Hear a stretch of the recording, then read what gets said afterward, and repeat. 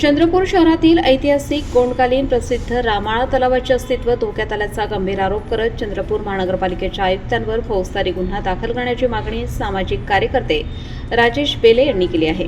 या संदर्भात त्यांनी चंद्रपूर शहर पोलीस ठाण्यात लेखी तक्रार दाखल केली आहे। दिनांक 25 एप्रिल रोजी तलावातील पाणी अत्यंत दूषित झाल्याचे समोर आले असून मोठ्या प्रमाणात मासे मृत अवस्थेत आढळून आले। तसेच तलावातील इतर जलजीवांचाही मृत्यू झाल्याचे परिसरात तीव्र दुर्गंधी पसरली आहे। परिणामी पर्यावरण प्रदूषणात वाढ होऊन नागरिकांच्या आरोग्यास गंभीर धोका निर्माण झाल्याची बाब पुढे आली आहे। दिनांक 27 एप्रिल रोजी प्रत्यक्ष पाहणी केल्यानंतर तलावाची स्थिती अत्यंत गंभीर असल्याचे निदर्शनास आले। परिसरातील नागरिकांना दुर्गंधीमुळे मोठा त्रास सहन करावा लागत असून परिस्थिती दिवसेंदिवस बिकट होत असल्याचे स्थानिकांनी सांगितले। दरम्यान चंद्रपूर महानगरपालिकेच्या वतीने अद्याप कोणतीही ठोस उपाययोजना करण्यात आलेली नसल्याचा आरोपही बेले यांनी केला आहे। तलावाचे जतन व स्वच्छता राखणे ही मनपाची जबाबदारी असताना त्याकडे दुर्लक्ष झाल्यामुळे सार्वजनिक आरोग्य धोक्यात आले आहे, असेही त्यांनी नमूद केले।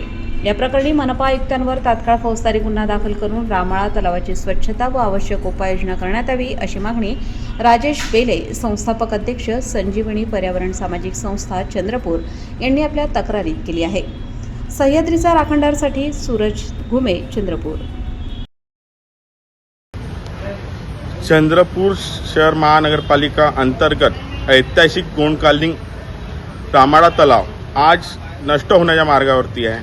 आज त्या तलावातील पाणी संपूर्ण दूषित झालेले आहे। त्याकरिता शहर पोलीस स्टेशन इथे आम्ही लेखी तक्रार देण्याकरिता आलो। मनपा आयुक्त यांच्या निष्काळजीपणामुळे आज तिथं लाखो माशांना मृत्यू झालेले आहे आणि तिथल्या वन्यप्राणी, जलप्राणी आणि पाळीव प्राणी आणि मानवी जीवनाच्या आरोग्याला धोका निर्माण झालेला आहे।